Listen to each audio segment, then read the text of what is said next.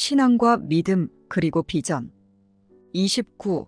모든 특별한 관계는 죄가 그 목표다. 그것은 실제와의 거래 협정으로서 겉보기 연합은 그에 맞춰 조정된다. 거래 협정을 맺는 것은 한계를 지우는 것이며 너는 내가 제한된 관계를 맺는 모든 형제를 증오한다. 이를 잊지 말라. 너는 공평성의 이름으로 거래 협정을 지키려고 시도할 것이다.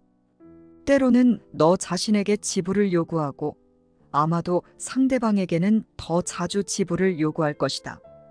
이와 같이 너는 그 관계의 받아들인 목적에서 비롯되는 죄의식을 공평성을 가지고 완화하려고 한다. 그러므로 성령은 그 관계의 목적을 바꿔서 그것을 성령께는 유용하고 너에게는 무해하도록 만들어야 한다. 30. 내가 이런 변화를 받아들인다면 진리를 위한 여지를 만든다는 이 아이디어를 받아들인 것이다. 죄의 근원은 사라졌다. 너는 여전히 죄의 결과를 경험한다고 상상할 수도 있지만 죄는 이제 너의 목적이 아니다. 따라서 너는 더 이상 죄를 원하지 않는다. 내가 어떤 목적을 열망하는 한 그것이 대체되도록 허락하지 않을 것이다.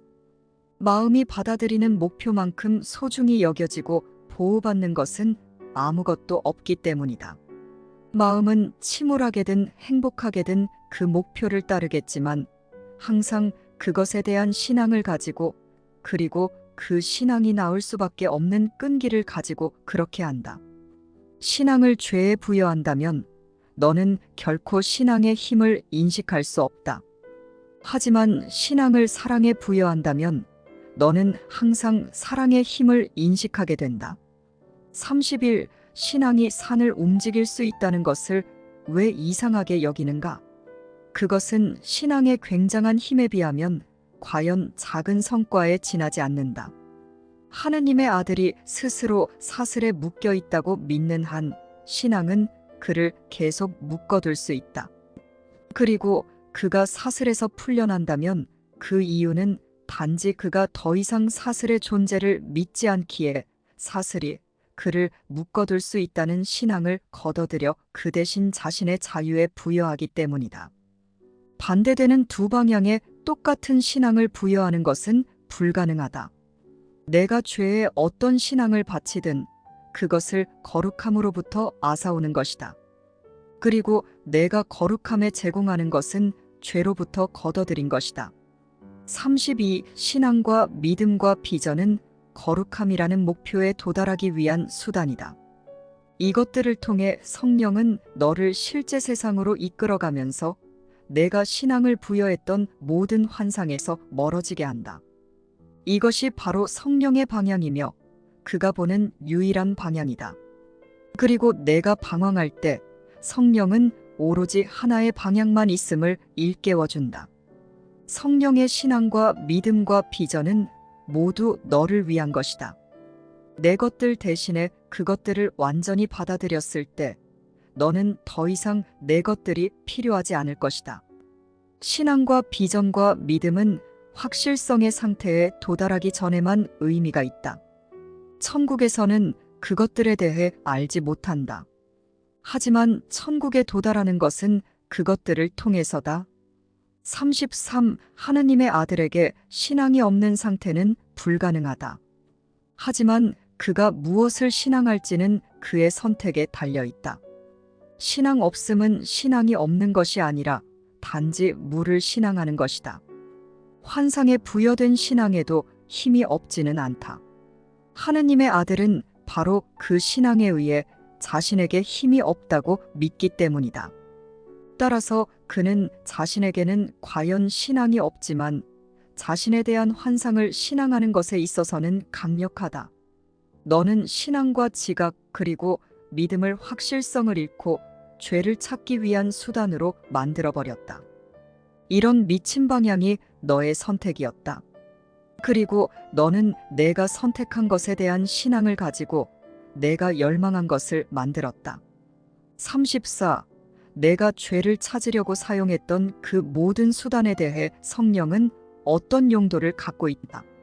성령이 사용하면 그것들은 죄에서 멀어지게 이끈다. 성령의 목적은 반대 방향에 놓여 있기 때문이다. 성령은 내가 사용하는 수단을 보지만 내가 그 수단을 만든 목적은 보지 않는다.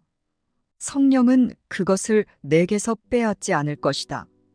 왜냐하면 성령은 그것에서 그가 너를 위해 뜻하는 것을 이루기 위한 수단으로서의 가치를 보기 때문이다.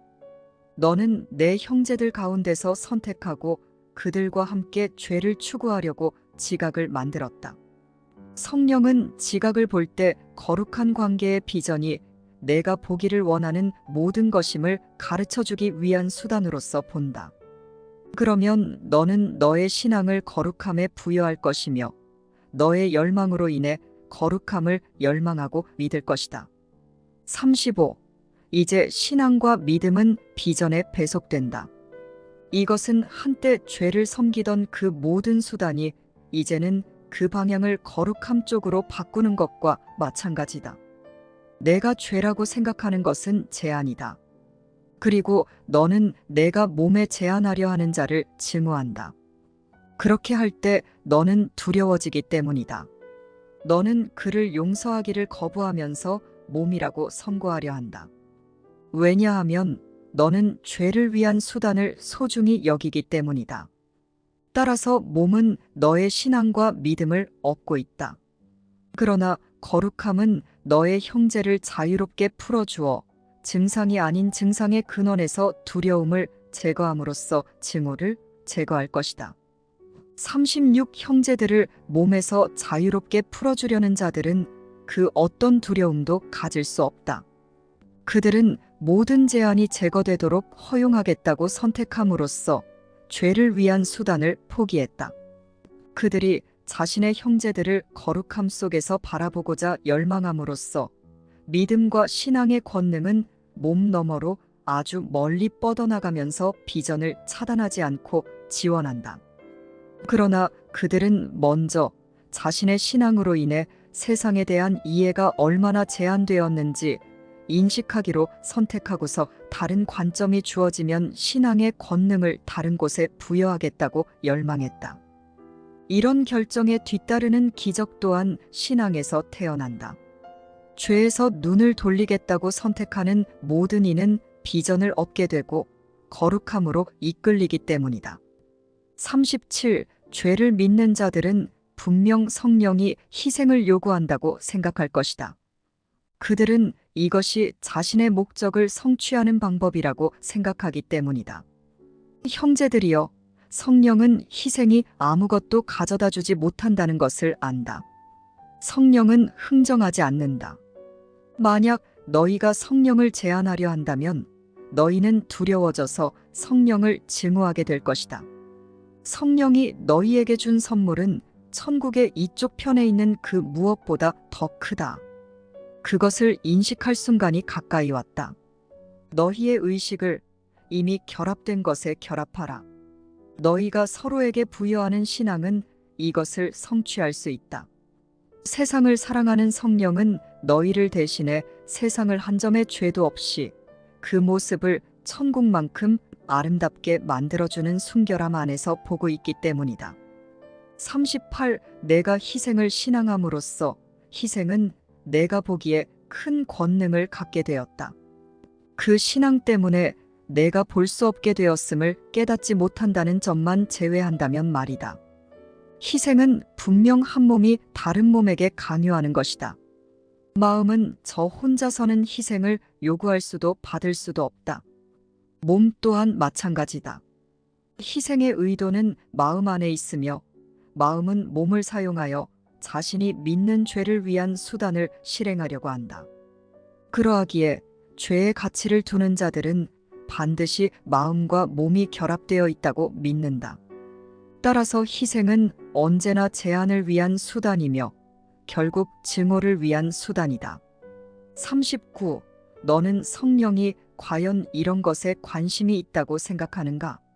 성령은 너를 그것에서 벗어나도록 이끄는 것을 목적으로 하기에 그것을 주지 않는다. 너는 성령이 너의 유익을 위해 너에게서 무언가를 빼앗아가려 한다고 생각한다. 그러나 유익과 빼앗음은 반대이며 어떤 식으로든 의미 있게 결합될 수 없다. 그것들을 결합하려고 하는 것은 마치 해와 달은 낮과 밤에 나타나므로 하나이며 따라서 반드시 결합되어야 한다고 말하는 것과 같다. 하지만 둘 중 하나를 본다는 것은 단지 다른 하나가 시야에서 사라졌다는 표시일 뿐이다. 또한 다른 것에게 빛을 주는 것과 어둠 속에 있어야 비로소 보이는 것이 하나일 수도 없다. 둘 중 어느 것도 다른 것의 희생을 요구하지 않는다. 하지만 각각은 다른 것의 부재에 의존한다. 40. 몸은 죄에 바치는 희생제물이 되도록 만들어졌다. 따라서 어둠 속에서 몸은 여전히 그렇게 보인다.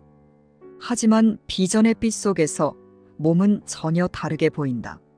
너는 실로 몸에 신앙을 부여해서 성령의 목적을 섬기게 하고 몸에 힘을 부여해서 눈먼 자들이 볼 수 있도록 돕는 수단이 되게 할 수 있다. 하지만 눈먼 자들이 보게 될 때 그들은 너와 마찬가지로 몸을 지나서 본다. 내가 몸에 부여한 신앙과 믿음은 본래 몸 너머에 속하는 것이다. 너는 지각과 믿음과 신앙을 마음에서 걷어들여 몸에 부여했다.